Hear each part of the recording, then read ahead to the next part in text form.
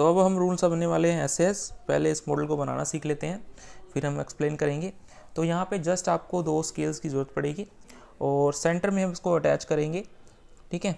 और इस तरह से एंड टू एंड आप इसको मैच कर लीजिए, फिर इसको हम नट बोल्ट की मदद से जॉइन कर देंगे, ठीक है। अब यहाँ पे भी एक चीज़ याद रखना, जहाँ पे मैं जॉइन कर रहा हूँ वहीं पे आप क्या कर सकते हो, प्रोटेक्टर लगा सकते हो, ठीक है। 360 या 180 डिग्री, ठीक है। 180 डिग्री लगाओगे तो ईजी रहेगा। तो यहीं इसी की सीध में हम क्या करेंगे, ऊपर की तरफ नट बोल्ट लगाएंगे और लेफ़्ट और राइट, ठीक है। तो ये चीज़ आपको ध्यान में रखनी है रोटेट करते टाइम। यहाँ पे देखिए निशान लगा लीजिए, बिल्कुल जो हमने नट बोल्ट सेंटर में लगाया है उसकी बिल्कुल सीध में लगाना है, ठीक है। कुछ डिफरेंसेस पे लगा लीजिए, जिससे आप काफ़ी सारी जो ट्रायंगल्स हैं वो बना सकते हो उससे, ठीक है। तो अगर आपने छोटा सा भी यहाँ पे मिस्टेक कर दिया, ठीक है, तो आपकी वैल्यू एक्यूरेट नहीं आएगी, ठीक है। तो इस तरह से नट बोल्ट्स आप अटैच कर दीजिए, ठीक है। और इसके बाद हम एक्सप्लेन करेंगे इसको। SAS रूल एग्जिस्ट करता है और SSA या ASS रूल क्यों एग्जिस्ट नहीं करता, ठीक है। या उससे हम कॉन्ग्रुएंसी एक्सप्लेन कैसे नहीं कर सकते ट्रायंगल्स की।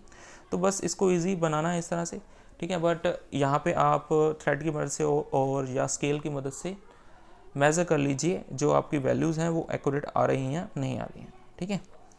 तो यहाँ पे छोटी सी यही गलती हो गई थी, तो इसके बिल्कुल सेंटर में हमने लगाना था, ठीक है। जैसे पीछे हमने देखा अभी सेंटर की सीध में लेफ़्ट और राइट में हमने नट बोल्ट लगाए थे, तो वो बिल्कुल सीध में नहीं थे, इसलिए मैंने दोबारा से इसको फिक्स्ड किया है।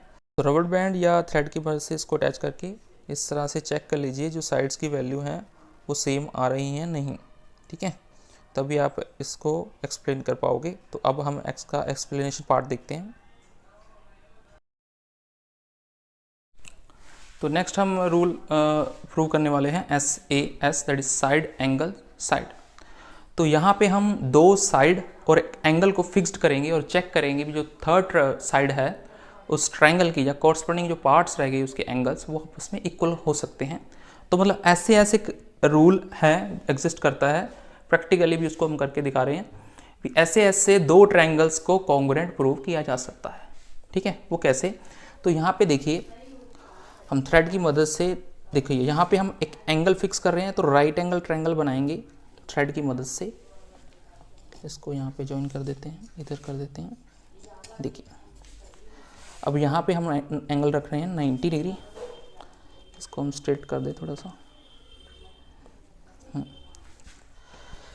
तो यहाँ पे हम 2 ट्रायंगल, देखिए एक साइड फिक्स कर दी ये वाली साइड, और ये एक एंगल फिक्स कर दिया दैट इज 90, और ये थर्ड साइड हमने फिक्स कर दी, तो SAS, ठीक है।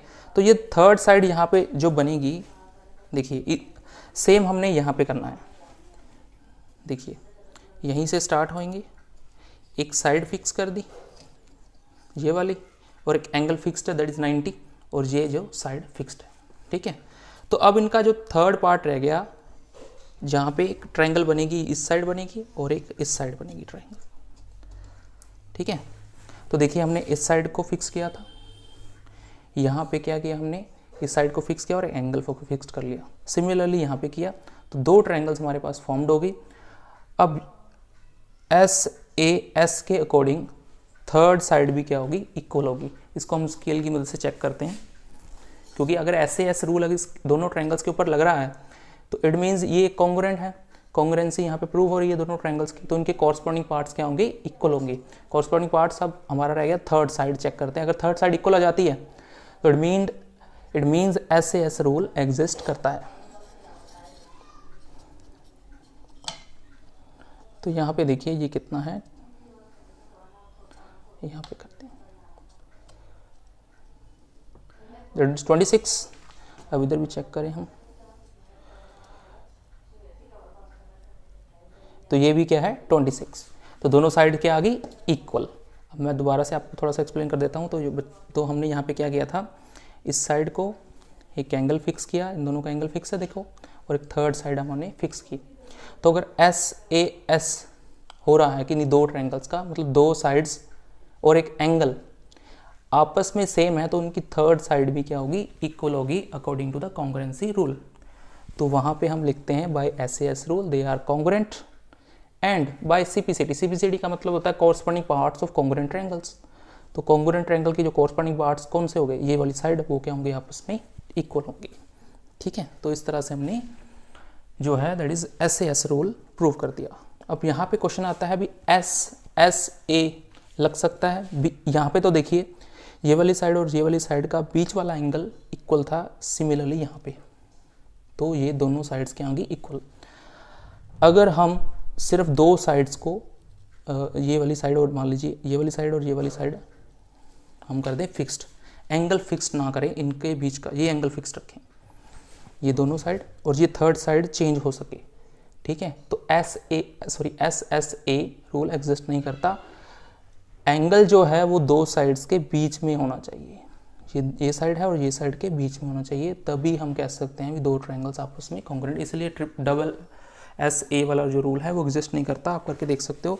तो यहाँ पे हमने करना क्या है, इन दो साइड्स को फिक्स्ड रखना है, और ये वाली जो ये वाली साइड है ये हम चेंज करेंगे।